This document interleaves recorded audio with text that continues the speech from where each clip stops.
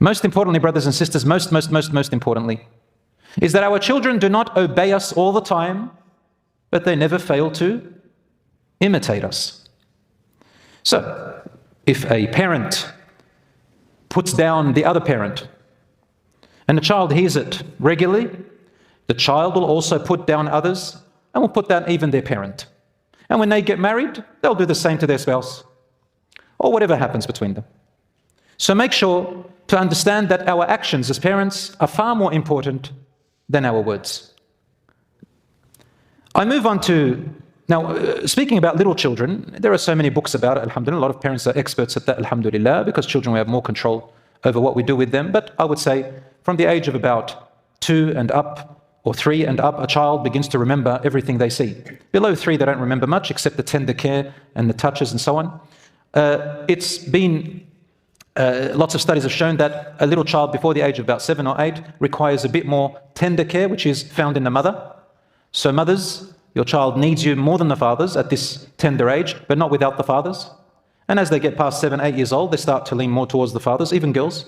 But it starts balancing out, and then the father comes into the picture until the child becomes a little more independent, and their friends come into the picture, and they still need you for support. So you're always there. However, I personally have seen from my colleagues back at work when we're teachers, some female teachers used to ask me, should I stay with my children or come and work? I said, look, if you can take time off until your child's a particular age, at least if your child enters school, so that you can have more time with them as a child, it'll be much more beneficial for your children.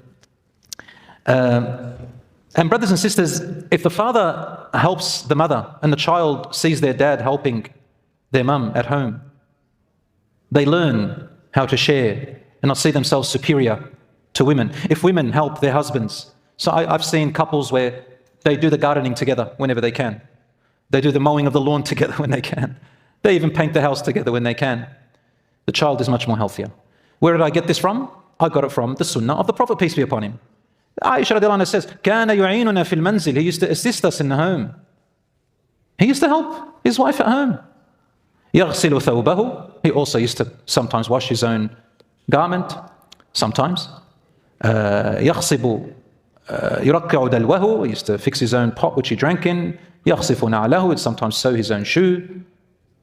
And in general, they do it for him, but at times they do it also. So it gives you independence, it shows you care and sharing. The child who is growing up, brothers and sisters, I say, according to the sunnah, give them lots of stories. Give them lots of smiles. One brother, I know a brother who called me once, his daughter was 7. And he said, my daughter's asking, where is the man, your friend who smiles a lot? I didn't know what effect I had on that daughter just for smiling.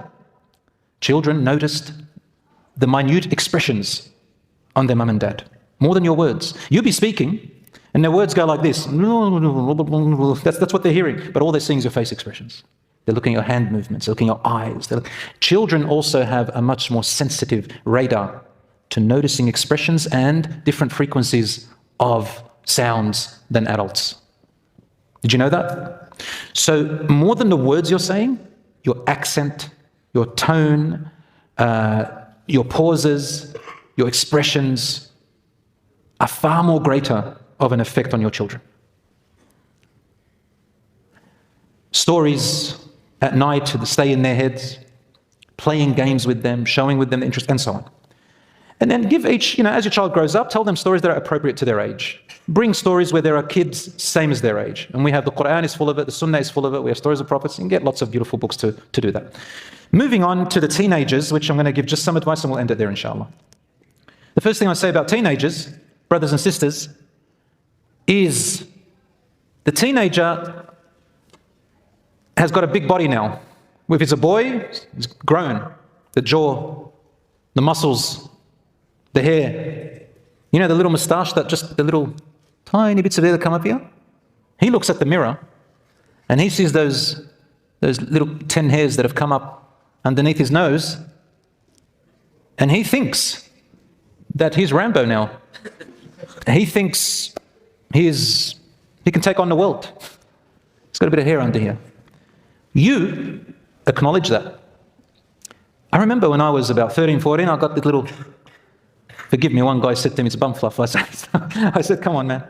Don't tease me like that. I remember an older fellow, when I was studying in Lebanon, he comes up to my brother and he whispers. He goes, your brother is... I go to my brother, what did he say? He goes, he said, you're becoming a man. I was like a rooster after that. Well, I looked up, I go, yeah, man.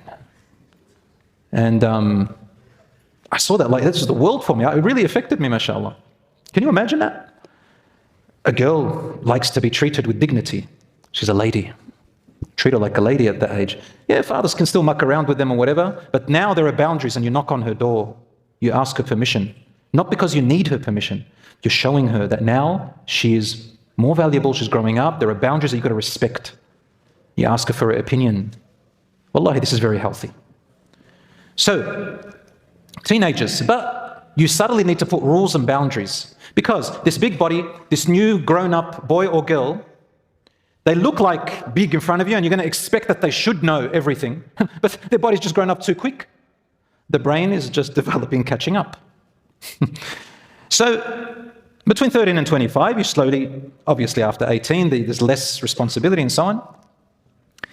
The first thing we need to notice about the teenagers is that they've got a tremendous mental radar sensitivity. For what? For fakeness and bull dust. You know what bull dust means, right? When you lie, when you talk and you don't mean it, when you're fake, they know it. Wallahi, they know it. We used to have PDs as teachers, and the first thing we used to talk about is, listen, you can't lie to a student.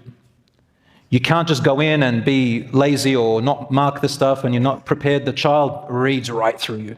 And that's when you get misbehavior in class. They don't respect you. But when they know you're on the ball, when they know that you know what you're doing, when they know that you are genuine, they love you, they respect you. And even if they don't love you or like you, they will respect you and they will appreciate you. They'll probably argue, but they're testing you. So they can look through your fakeness. So you've got to be genuine, honest, and talk with them with empathy. When you talk to them, sound interested and match their content. Right? If you can't get yourself to be interested in their hobbies and whatever, change what you are thinking about. Don't think about the hobby. Don't say, what? She reads that. Why is she reading that? That's rubbish. What? He's into that. Don't be into that. That's rubbish. No. Say, okay, tell me about it. Look at your child and think, okay, my child's happy. My child feels important in that. Let's talk together. Even if you don't enjoy it, you make yourself enjoy it for their sake. They will see you as the world because you've invested in them. And if their interests are haram, let's say they're into hobbies or interests that are haram, obviously you can't show that you're happy about that. Or their interests can be harmful. Let's say they want to get a motorbike. I don't like motorbikes myself. I just despise them and hate them. I think they're quite dangerous. But if it's something harmful or haram, then your interest is their well-being. So say to them, for example, I want you to have interests. I want you to be happy, son, daughter. Wallahi, I will spend what I can for your interest and hobbies. I want you to have it. But what do you think? I fear about this and I think that, and this has got haram in it. I don't want you to earn sins for it. And Allah asked me about, talk to them. So what do you think? Can you choose? Let's choose something else. Let's do something else. So you've got to be able to talk back and forth with them and ask them and not just lecture them.